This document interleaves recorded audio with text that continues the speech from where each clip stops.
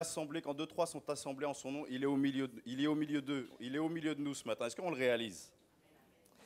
Est-ce qu'on vient par habitude au final, ou est-ce qu'on vient par une réelle recherche de Dieu? Est-ce qu'on vient pour juste parce qu'on a une religion, la religion chrétienne, ou est-ce qu'on vient par soif? Est-ce qu'on a soif d'entendre la parole de Dieu? Est-ce qu'on a soif de plus ce matin? Et j'ai une question à vous poser. Est-ce que je peux avoir la télécommande après, s'il vous plaît? Est-ce que ce serait possible, au final, qu'on se rassemble et sans que Dieu soit réellement notre priorité première? Est-ce qu'au final, parfois, on ne se rassemblerait pas, et je m'inclus dedans, je dis nous ne rassemblerons pas, et que Dieu ne serait pas notre priorité première? Vous savez, le pasteur Billy Graham disait ceci, c'est un peu hard, je vais essayer de tempérer après, merci beaucoup. Il disait, si le Saint-Esprit quittait les églises, il y en a 95% d'entre elles qui continueraient leur programme sans se rendre compte de rien. Je suis moins hard que lui, mais c'est un peu dans le but qu'on se pose la question. Vous voyez? Et je ne sais pas si vous avez entendu parler de ce qui s'appelle les assemblées du dimanche. C'est un mouvement qui est né en Angleterre. Et en fait, ces personnes-là que vous voyez, c'est comme des églises. En fait, ils se qualifient d'églises sans Dieu. C'est-à-dire que c'est un mouvement d'église. Il y en a plus. Il y en avait une vingtaine quand l'article est apparu en 2014. Il y en a beaucoup plus. Et ils sont des fois 300, 400. Et en fait, ces personnes se rassemblent. Ces personnes chantent des chants qui ne sont pas chrétiens. Les moments de prière, ils les ont remplacés par des moments de silence. Et après, les moments de prédication, il y a quelqu'un qui se lève. Et puis en général, c'est quelqu'un qui va raconter des histoires un peu décalées. C'est un humour très anglais.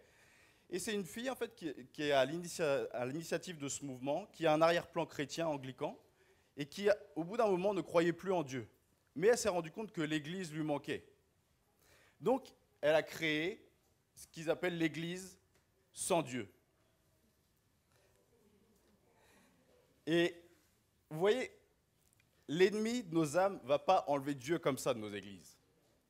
Ce n'est pas comme ça qu'il marche. Vous savez, la Bible dit que Satan se déguise en ange de lumière. Il est plus surnois que ça. Et j'ai pris un exemple évidemment extrême pour nous interpeller ce matin, mais c'est juste pour qu'on puisse parler d'un fléau, je crois, qui nous touche chacun en tant que croyant, et qui touche les familles, qui touche les églises. Et ce fléau, c'est l'esprit de religiosité. Je crois que l'esprit de religiosité veut qu'on tourne nos regards vers nous-mêmes et non sur Dieu. Il ne sort pas Dieu des églises comme on le voit là, mais c'est plus surnois que ça. Et on va lire le texte en Matthieu 15, on va lire du verset 1 à 20.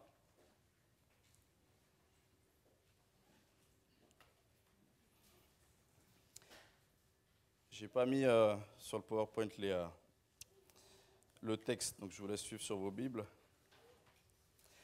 À cette époque, des pharisiens et des spécialistes de la loi vinrent de Jérusalem.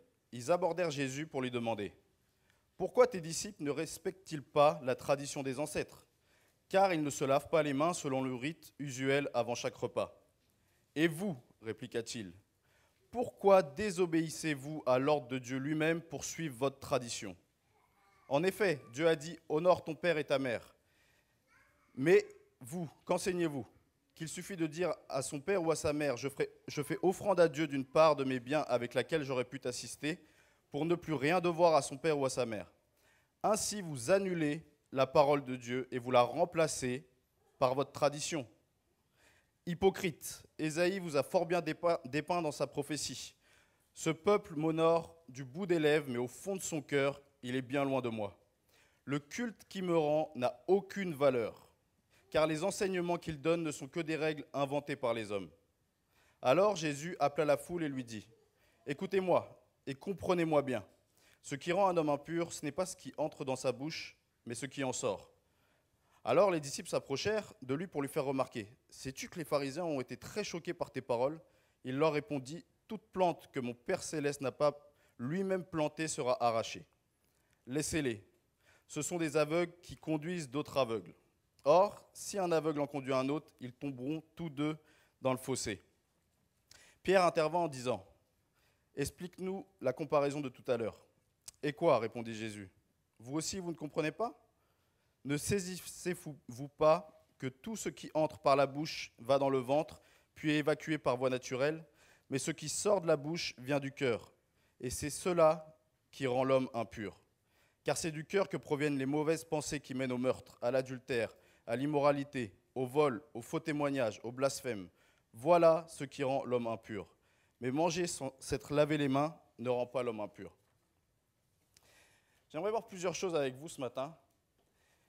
Premièrement, qu'est-ce que l'esprit de religiosité? En fin de compte, c'est quoi l'esprit de religiosité? Plusieurs choses que j'aimerais voir. Tout d'abord, l'esprit de religiosité est un fléau destructeur, un fléau, un virus, un cancer, appelez ça tout ce que vous voulez, mais c'est un fléau qui est destructeur et qui séduit malheureusement un grand nombre de croyants aujourd'hui. Et même à l'époque, un grand nombre de familles, un grand nombre d'églises. Et c'est une arme, comme je le disais tout à l'heure, qui est subtile. L'ennemi utilise subtilement cette arme, l'esprit de religiosité, dans un but de couper notre relation avec Dieu, pour nous focaliser sur des pratiques qui sont en fin de compte humaines. En fait, l'esprit de religiosité, c'est quoi? C'est quand notre foi est changée en règle d'interdiction et en règle d'obligation. C'est ça l'esprit de religiosité. Et la meilleure définition, en fin de compte, c'est Jésus qui la donne en citant Ésaïe 29, 13, dans le texte qu'on vient de lire. Il dit « Ce peuple m'honore des lèvres, mais au fond de son cœur, il est bien loin de moi. Le culte qu'il me rend n'a aucune valeur, car les enseignements qu'il donne ne sont que des règles inventées par les hommes. » En fait, si on paraphrase un petit peu cette définition qu'il donne, ça serait l'expression extérieure, une expression extérieure et stérile de la piété qui amène le croyant à respecter à la lettre scrupuleusement des commandements humains basés sur des croyances humaines ou la tradition. En fin de compte, l'esprit de religiosité, c'est quoi? C'est quand on se focalise sur l'apparence et non sur le cœur. C'est quand on met l'accent sur la forme, sur comment on le fait et non le fond. C'est quand on se focalise sur ce que je fais et non sur ce que je suis en Christ. Amen. Et c'est un fléau qui est extrêmement destructeur et qui est également extrêmement contagieux. On est chacun amené à être contaminé par cet esprit de religiosité. Et c'est pour ça qu'il faut qu'on veille. Et on doit prendre garde à cet esprit de religiosité. Mais en fin de compte, d'où ça vient? D'où vient cet esprit de religiosité? Ça prend en fait racine dans deux fondements chez nous. Premièrement, c'est la peur. Enfin, ouais, il y a la peur et l'orgueil, mais je mettrais peut-être l'orgueil en premier. En fait, l'esprit de religiosité cherche à nous faire servir Dieu dans le but d'obtenir son approbation, au lieu de comprendre que son approbation, nous l'avons déjà en Christ. Amen. C'est pourquoi en fait l'esprit de religiosité base notre relation avec Dieu sur une discipline personnelle, sur notre vie de prière, sur est-ce qu'on jeûne, est-ce qu'on vient à l'église, est-ce qu'on est un bon chrétien, est-ce qu'on a un bon patois de Canaan, plutôt que sur le sacrifice de Christ. Et la motivation de cette attitude-là, c'est l'orgueil ou la peur. Et premièrement, je dirais que c'est l'orgueil. On va tourner dans Colossiens 2, on va juste lire 3 versets, du verset 20 à 23. Je vais vous faire beaucoup tourner aujourd'hui, je n'ai pas mis sur le PowerPoint. Colossiens 2, à partir du verset 20. Vous êtes morts avec le Christ à tous ces principes élémentaires qui régissent la vie dans ce monde. Pourquoi alors, comme si votre vie appartenait encore à ce monde, vous laissez-vous imposer des règles du genre « ne prends pas ceci » ou « ne mange pas de cela » ou « ne touche pas à cela » ? Toutes ces choses ne sont-elles pas destinées à périr quand on en fait usage ? Voilà des commandements et des enseignements purement humains. Certes, les prescriptions de ce genre paraissent empreintes d'une grande sagesse. C'est pour ça que c'est un esprit de séduction. Elles paraissent empreintes d'une grande sagesse, car elles demandent une dévotion rigoureuse, des gestes d'humiliation et l'assujettissement du corps à une sévère discipline. En fait, elles n'ont aucune valeur, sinon de satisfaire des aspirations toutes humaines. C.S. Lewis a dit ceci: l'orgueil est comme un cancer spirituel qui ronge toute possibilité d'amour. L'esprit de religiosité est un cancer spirituel. Si on ne le traite pas à la racine, si on ne le prend pas dès le début, si on le laisse s'installer dans nos vies, ça va se propager. L'esprit de religiosité se propage, envahit tout notre être si on le laisse se propager. Et comme je dis, ça se base sur l'orgueil et ça nourrit notre égocentrisme. Parce que ça nous satisfait nous, c'est ça que va dire Paul aux Colossiens. Ça nous fait entrer dans un système d'autosatisfaction et aussi de méritocratie avec Dieu. Et c'est ça le danger de l'esprit de religiosité. C'est qu'en fin de compte, on ne se rend pas compte qu'on endette Dieu, entre guillemets. J'ai prié tant de temps, Dieu me doit ça. J'ai jeûné une semaine, Dieu ne peut pas me refuser ça, comme si Dieu avait une dette envers nous. Et on écarte la grâce de Dieu. C'est un système de méritocratie. J'ai pas fait cette semaine, j'ai pas beaucoup péché. J'ai fait une semaine à peu près parfaite. J'ai prié tous les jours. J'ai respecté mon plan de lecture biblique. Dieu va me bénir, c'est sûr. Il est obligé. Il me doit ça. Et ça, c'est l'esprit de religiosité. C'est un système de mérite et de performance. J'aime ce qu'a dit un prêtre catholique. Je précise bien un prêtre catholique. Hein. J'affronte l'esprit de religiosité aujourd'hui. Hein. Il a dit ceci: nous ne venons pas à Dieu en étant forts, mais en étant faibles. Non pas en ayant raison, mais à travers nos erreurs. Non pas par une admiration de soi, mais par l'oubli de soi. Amen. Il disait l'orgueil et la peur. Et en fin de compte, quand on ne comprend pas la grâce, on va garder une peur dans notre cœur, et de cette peur, l'esprit de religiosité va s'en servir pour se faufiler. C'est vivre en fait avec la crainte, toujours avec un fardeau de culpabilité qui dit je ne suis pas assez saint pour Dieu, je ne mérite pas, je ne suis pas un assez bon chrétien. Et pas comprendre que notre sainteté est en Christ. Je m'en souviens d'un ami en fait, qui était chrétien, on parlait souvent de Dieu ensemble, et un midi, du coup c'était dans une église où nous étions auparavant, et donc il va chercher à manger, et on continue à parler, tout ça, et puis en fait il ne se rend pas compte que... Il parle, et puis il commence à manger. Il mange son grec et tout. Et puis à un moment donné, il se rend compte qu'il a oublié de prier. Et littéralement, avec crainte et tremblement, mais vraiment littéralement, il commence à faire « Pardon. » Je dis « Mais c'est bon, tu vas pas mourir, je crois. Sinon, je serais mort depuis longtemps, je crois. » Et c'est ça, en fait, l'esprit de religiosité qui est basé sur la peur. La peur d'avoir une épée de Damoclès sur la tête, que si on ne fait pas ce qu'il y a à faire, Dieu va nous punir. Mais c'est Jésus qui a accompli ce qu'il faut faire. C'est également une vie, l'esprit de religiosité et une vie dans l'erreur. On le voit bien au verset 13 et 14 de Matthieu 15. Il va dire, les pharisiens, en gros, ce sont des plantes pas plantées par mon Père. C'est des aveugles qui conduisent d'autres aveugles. Car l'esprit de religiosité, c'est une déviation du plan que Dieu a initialement pour nous. Dieu n'a jamais voulu instaurer une religion. Dieu a voulu instaurer une relation. Et c'est pour ça qu'en fait, ça crée, j'aime le sens du amartia du péché dans le Nouveau Testament, qui veut dire louper la cible. Et là, on loupe totalement la cible, en fait, quand on a l'esprit de religiosité. Vous savez, Dieu parcourait le jardin d'Éden pour parler avec sa créature. Abraham a été appelé l'ami de Dieu, Moïse au même titre. On est appelé à vivre une relation avec Dieu et non une religion. Et c'est pour ça que Jésus était très dur avec les religieux. On voit comment, à la fois, il voyait une foule, il était ému de compassion. Dans cette foule, il devait y avoir des personnes de mauvaise vie, des adultères, des idolâtres, etc. Ça dit qu'il était ému de compassion, mais face aux religieux, c'était hypocrite, insensé. J'aime bien celle-là, c'est sépulcre blanchi. Race de vipère aussi, c'est pas mal. Mais pourquoi ? Parce que Dieu ne veut pas d'une religion. Il désire une relation avec nous. En Matthieu 23, 13, ça dit « Malheur à vous, spécialistes de la loi et pharisiens hypocrites, parce que vous barrez aux autres l'accès au royaume des cieux. » L'esprit de religiosité barre l'accès aux autres au royaume des cieux. Non seulement vous n'y entrez pas par vous-même, mais vous empêchez ceux qui voudraient de le faire. Vous savez, la première fois que j'ai été touché par Dieu, quand j'ai commencé à venir à l'église, il s'est passé un délai assez long avant que je me convertisse. Ce n'était pas parce que je n'aimais pas Dieu, ce n'était pas parce que évidemment que je combattais, mais ce n'était pas pour ça. En fait, la raison, c'était parce que je ne me sentais pas assez bien. Parce que, en fait, les chrétiens me dépeignaient leur vie tellement sainte et me comprenaient et faisaient comprendre que j'étais tellement pécheur et tellement sale que je me suis dit, non, c'est pas possible, je ne peux pas être comme eux. Et je m'excluais de la grâce de Dieu, quelque part. Et c'est pour ça, en fait, que Jésus va dire, vous barrez aux autres l'accès au royaume des cieux. Et vous savez, je ne condamne pas, en fait, les chrétiens là où je me suis converti. Parce qu'en fait, quand je me suis converti, j'ai été contaminé aussi par l'esprit de religiosité. Je suis passé de l'un à l'autre. En fait, je suis passé, et Dieu a totalement changé ma vie. Il y a eu un changement radical dans ma vie.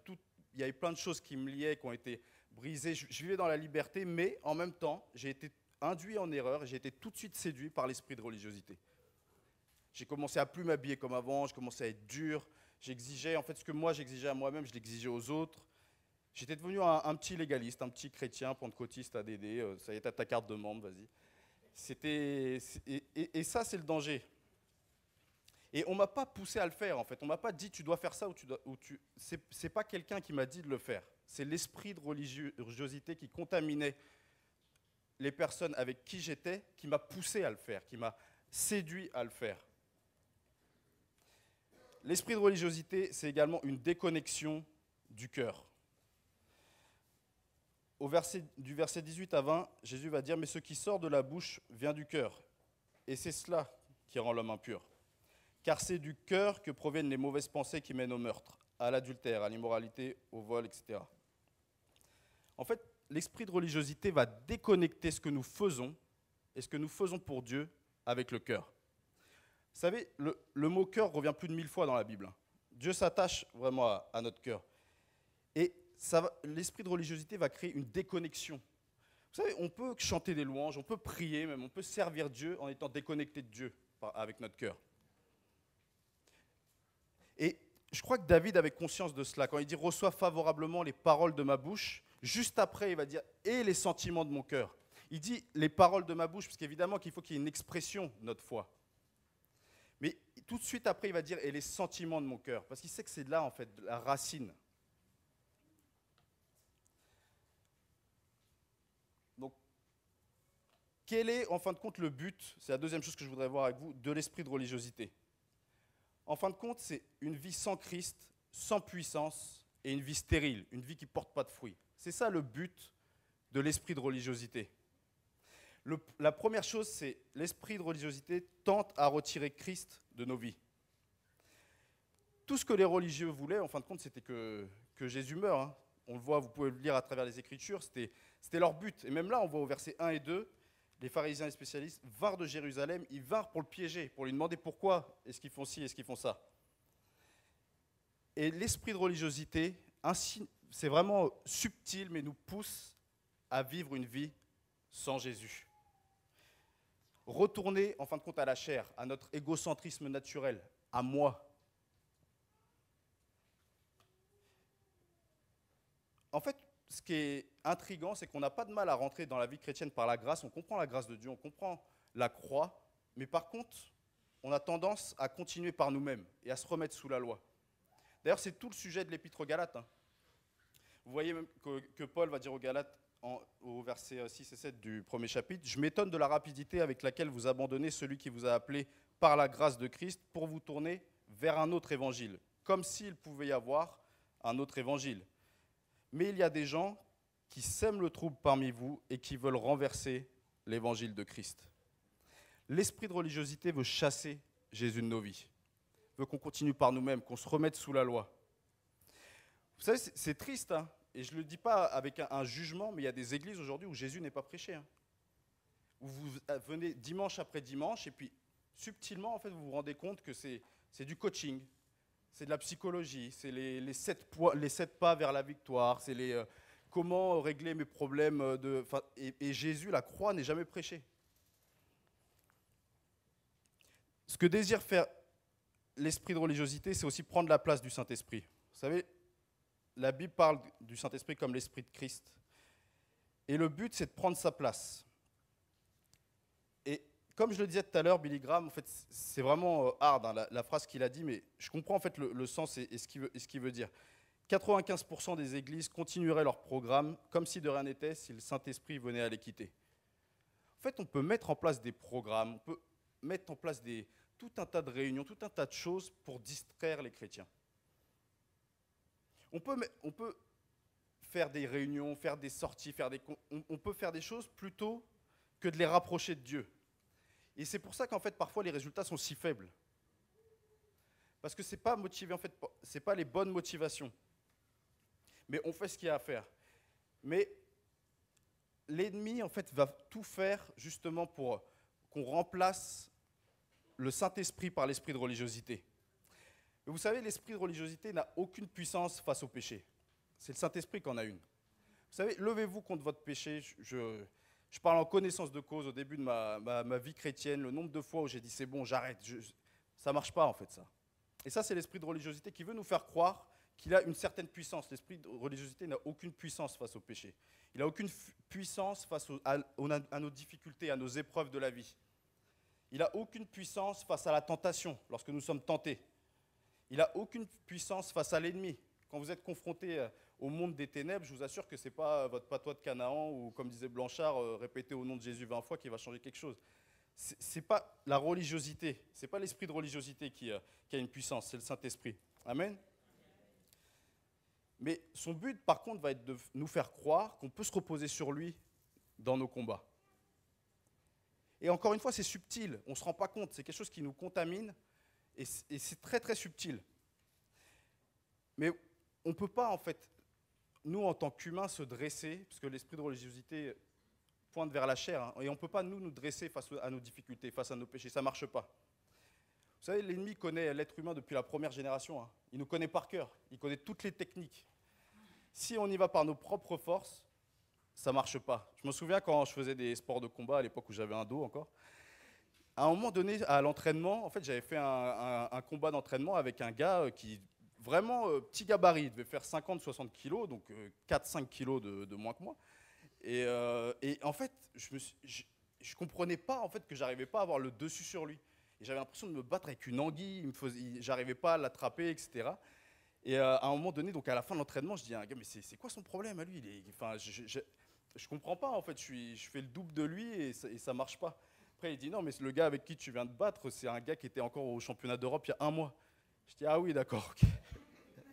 On ne peut pas se reposer sur ce qu'on croit être nos capacités.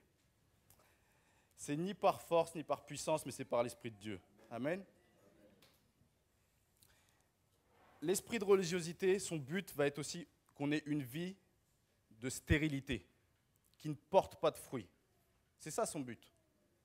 Et pour ça, il va utiliser différentes techniques.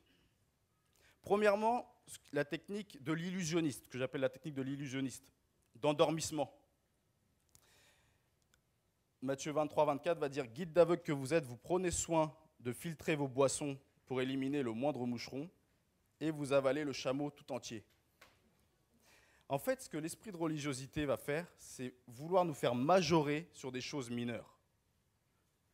Vouloir nous faire croire que la forme, certaines choses qui, au final, sont mineures, sont les choses les plus importantes.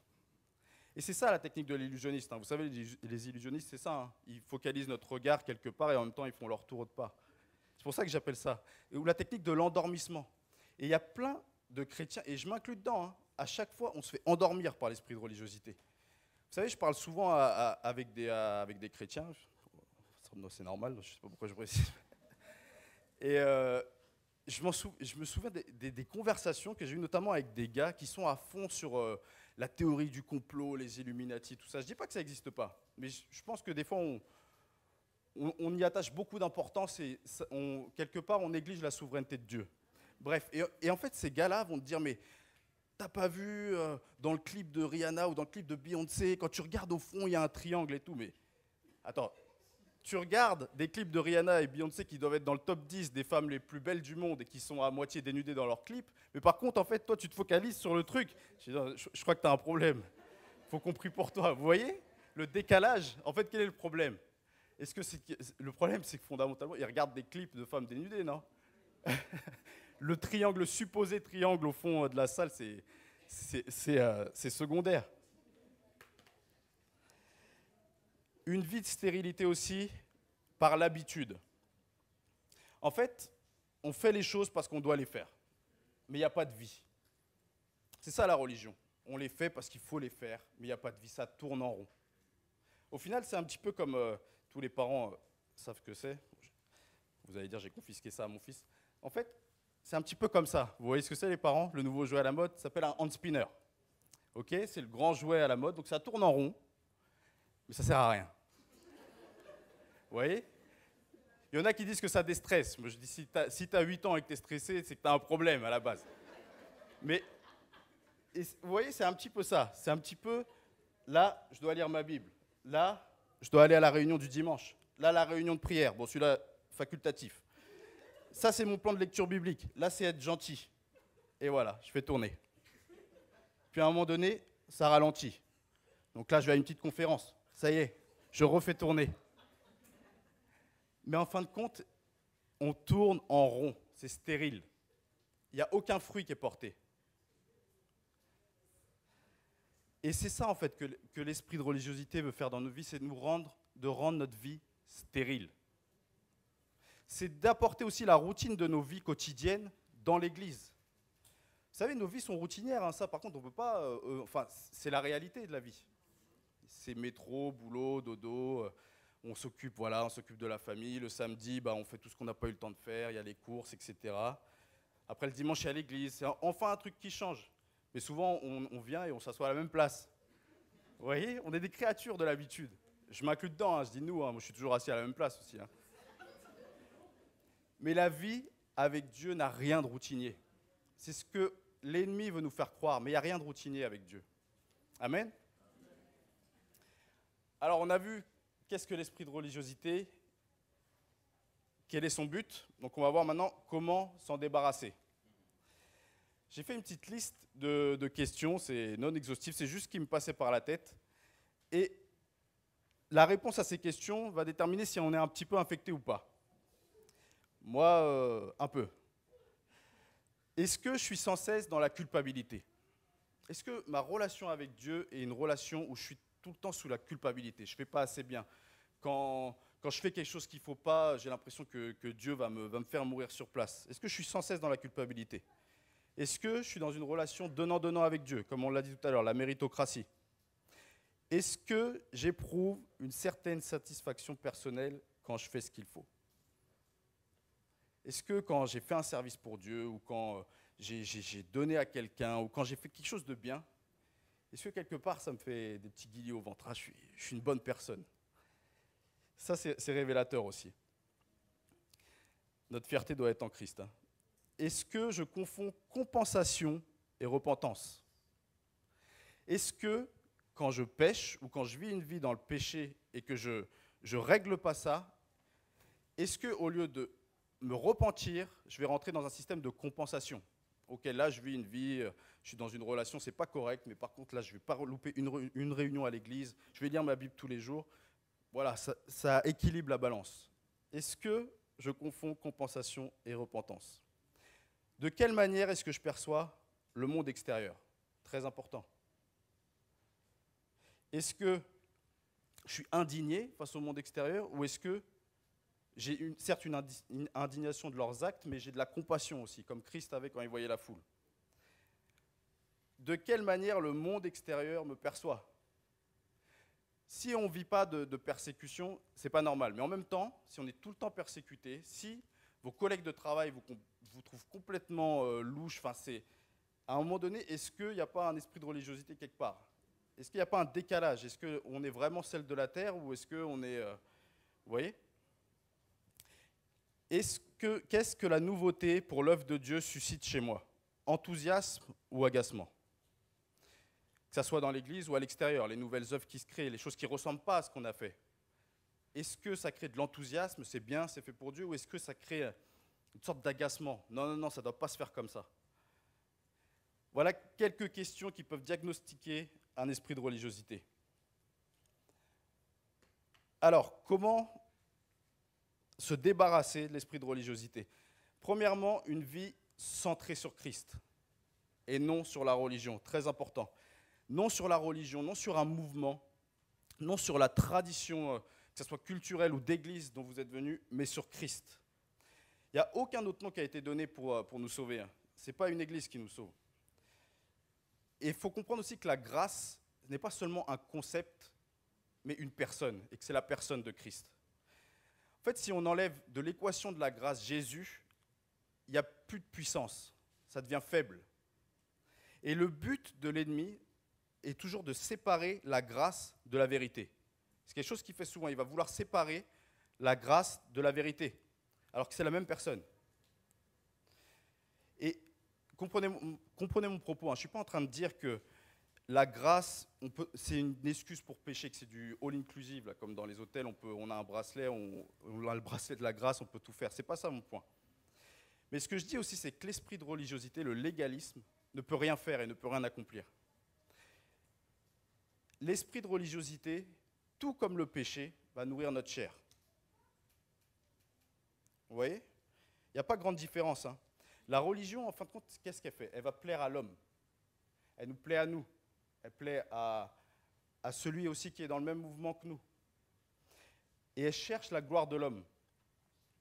D'ailleurs, Paul, on a parlé de l'Épître aux Galates, il va dire, ceux qui vous imposent la circoncision, c'est pour pouvoir se vanter de vous l'avoir imposé dans votre corps. C'est pour pouvoir se vanter qui vous impose ça. Et chercher sa propre gloire, c'est pour ça que je dis qu'il n'y a pas de différence, c'est un péché, ça s'appelle l'orgueil. Vous voyez? Et le but fondamental en tant que chrétien, en tant que le disciple de Christ, c'est la gloire de Dieu. Et Dieu ne peut pas laisser éclater sa gloire si nous cherchons notre propre gloire. Parce qu'il ne donne sa gloire à aucun autre. Amen?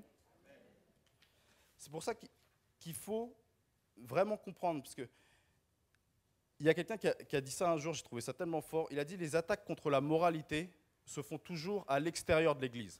C'est vrai qu'on vit dans un monde immoral, hein. Je ne dis pas que le monde est tout rose, l'immoralité est partout. L'immoralité est dans la rue, à la télé, et dans tout ce qu'on veut. Mais les attaques contre la grâce se font toujours dans l'Église. Les attaques contre la moralité viennent généralement de l'extérieur de l'Église, mais les attaques contre la grâce viennent toujours de l'Église. Et il faut bien saisir en fait, et comprendre qu'il y a deux réactions extrêmes face à la grâce de Dieu.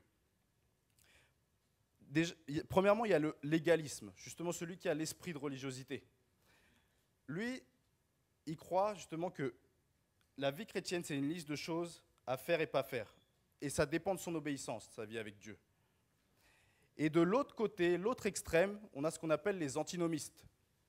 Enfin, moi, j'aime bien appeler ça la grâce chamallow, la grâce qui n'a pas de puissance. C'est le all-inclusive qu'on parlait. C'est les personnes qui pensent que sous la grâce, on peut faire ce qu'on veut. Alors, on peut négliger la sainteté de Dieu, on peut négliger l'obéissance, on est sous la grâce. Ça, c'est les deux réactions extrêmes. Légaliste, esprit de religiosité, et l'antinomiste. Et au milieu, le juste milieu, c'est le christianisme. On comprend, parce qu'il y a une relation avec Dieu qui est établie, qu'on doit marcher dans l'obéissance. Vous voyez? Le légaliste, en fait, il est sous la loi, il est esclave de la loi.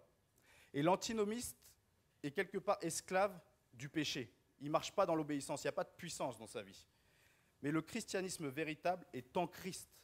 Et c'est là, en fait, où ça change tout. C'est notre conception. Le légaliste, en fait, il a peur de la loi. C'est pour ça que souvent, les chrétiens légalistes vont demander comment je dois m'habiller, qu'est-ce que je dois faire ci, est-ce que je peux faire ça, L'antinomiste, lui, la loi, il s'en fiche. Il fait ce qu'il veut. Ça ne lui pose pas de problème. Mais quand on est dans le christianisme, quand on est en Christ, on comprend la loi. On comprend qu'on a une liberté en Christ, mais on applique le principe de tout est permis, mais tout n'est pas utile. Amen. Et il y a plein d'exemples, juste pour qu'on comprenne bien, mais je vais en citer peut-être quelques-uns. Par exemple, par rapport à la musique.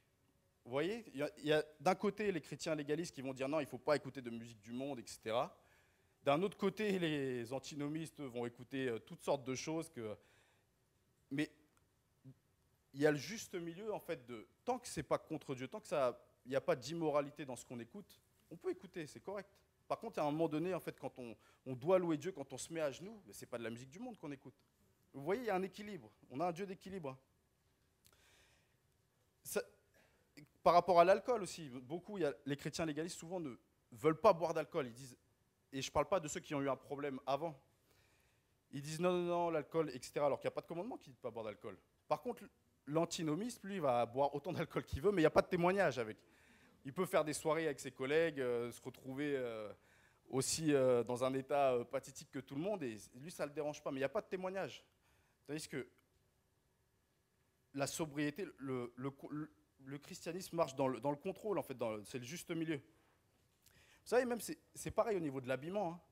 Combien de fois nous, ici, c'est pas comme ça, mais il y a d'autres églises où on ne peut pas s'habiller de telle et telle façon. Et on va dire que l'église est consacrée, qu'ils sont saints, parce qu'ils sont habillés en robe ou en costume. Mais alors qu'il y a des robes qui sont super courtes et des costumes qui valent le prix de 2 fois mon loyer. Vous voyez? Est-ce que est-ce que c'est sain? Vous voyez. D'un autre côté, en fait, l'antinomiste, lui, va s'habiller comme il veut. Mais quand on est dans le christianisme, il y a 2 principes, simplicité et sobriété. Vous voyez, il y a toujours un équilibre. Et c'est ça, en fait, la manière dont on va traiter la grâce, c'est important. Une vie en dehors des sentiers connus. En fait, l'esprit de religiosité nous fait tourner en rond et nous fait également oublier et bloquer la mission qu'on a. C'est ça un de ses buts. C'est qu'on oublie que nous sommes en mission. Qu'on a certes un devoir d'être disciples de Christ, mais on a aussi un devoir d'aller et faire de toutes les nations des disciples. Et c'est pour ça, en fait, que ça va fixer sur nous.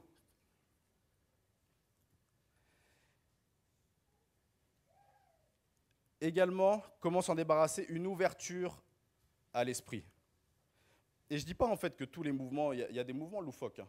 Au nom du Saint-Esprit, il se passe toutes sortes de choses bizarres. Mais par contre, l'esprit de religiosité veut nous fermer à l'esprit. De ça s'est passé comme ça avant, donc ça se passera comme ça. En fait, on enferme notre mode de pensée et on enferme le Saint-Esprit dans une boîte. Et Dieu nous appelle à penser en dehors de la boîte. Ce n'est pas les exploits d'hier, en fin de compte, ce qui s'est passé hier, ce qu'on se repose sur les exploits d'hier en disant hier c'était mieux avant. Vous savez, il y a des t-shirts où le rap c'était mieux avant. Vous voyez, il y a toujours ce truc de nostalgie là de Dieu est le même hier, aujourd'hui, éternellement, non? C'était bien avant et ça sera bien aujourd'hui, et sera encore bien demain. Ce sera même. Je ne vais pas continuer plus parce que j'aimerais bien qu'on passe un temps dans la prière, juste pour conclure en fait, qu'on garde chacun cette parole. Jésus a dit gardez-vous du levain des pharisiens. Il sait à quel point c'est contagieux. Il sait à quel point on peut être contaminé par l'esprit de religiosité. Il sait à quel point l'esprit de religiosité peut nous atteindre chacun d'entre nous. Vous voyez la liste que chacun a à répondre dans sa tête, hein, mais je pense que, honnêtement, je ne sais pas en fait si je connais des personnes qui répondent vraiment, qui vivent vraiment la liberté que Christ nous appelle et la puissance à laquelle Dieu nous appelle. On a toujours cette chose-là, ce fardeau-là, cette contamination-là de l'esprit de religiosité qui vient bloquer, qui vient entraver les plans que Dieu a pour nos vies. C'est pour ça qu'il faut nous garder du levain des pharisiens, qu'il faut qu'on se garde de l'esprit de religiosité et qu'on laisse la place au Saint-Esprit, qu'on ne fasse pas un transfert. On a besoin vraiment de l'Évangile, on a besoin de Jésus au quotidien. Vous savez, on entre par la grâce, mais la grâce, l'Évangile, on a besoin tous les jours. On n'a pas eu besoin de la grâce quand on a donné notre vie à Dieu en 1991. Chaque jour, en fait, on a besoin de la grâce de Dieu. Chaque jour, on a besoin de l'Évangile. Chaque jour, on a besoin de Jésus. La grâce de Dieu, ce n'est pas que pour ceux du dehors, c'est pour nous, c'est au quotidien. Je vais vous laisser incliner vos fronts, on va prier. Seigneur mon Dieu, merci Seigneur, parce que tu n'as jamais voulu d'une religion, Seigneur mon Dieu, mais tu désires une relation avec nous, Seigneur mon Dieu. Seigneur, on se tient devant toi, Seigneur mon Dieu. Seigneur, moi le premier, je veux vraiment te laisser ce fardeau, Seigneur. Tu vois à quel point il y a des sphères de ma vie qui sont encore intoxiquées par la religion, Seigneur mon Dieu. Seigneur, je te prie de me libérer, Seigneur mon Dieu, et que tu puisses agir pleinement au travers de moi, que tu puisses agir pleinement au travers de nous, Seigneur. Seigneur, je te prie vraiment, Seigneur, de chasser, Seigneur, tout esprit de religiosité dans la vie, Seigneur, de chacun ici présent, Seigneur mon Dieu. Qu'il puisse comprendre, Seigneur, qu'il est en Christ, Seigneur mon Dieu, qu'en Christ, il est une nouvelle créature, Seigneur mon Dieu. Seigneur, que la culpabilité, Seigneur, n'a plus place, Seigneur, dans sa vie, Seigneur mon Dieu. Seigneur, je te prie vraiment, Seigneur, que tu ouvres nos cœurs, Seigneur, tu ouvres notre intelligence, Seigneur, et tu la renouvelles, Seigneur, afin qu'on puisse voir, Seigneur, ta volonté, Seigneur, ce qui est bon, agréable et parfait, Seigneur mon Dieu, ce qui est... Vraiment, aide-nous, Seigneur, à aller partout dans le monde, Seigneur, sans nous reposer sur les exploits du passé, Seigneur. Mais on sait qu'il y a des victoires aujourd'hui à remporter, il y a des victoires demain, Seigneur, mon Dieu. Seigneur, et ce n'est pas la religion ni un mouvement qui va les accomplir, mais c'est bien toi et toi par ton esprit, Seigneur, mon Dieu. Ce n'est ni par la force, ni par la puissance, mais c'est par ton Saint-Esprit, Seigneur, mon Dieu. Agis au travers de nous. Enlève, Seigneur, toute chose, Seigneur, qui qui ne te sert pas, Seigneur, qui glorifie que l'homme, Seigneur, ou notre chair, Seigneur mon Dieu. Seigneur, que l'on puisse te connaître, Seigneur, et avancer pleinement en toi, Seigneur, par toi et pour toi, Seigneur, dans le nom de Jésus. Amen.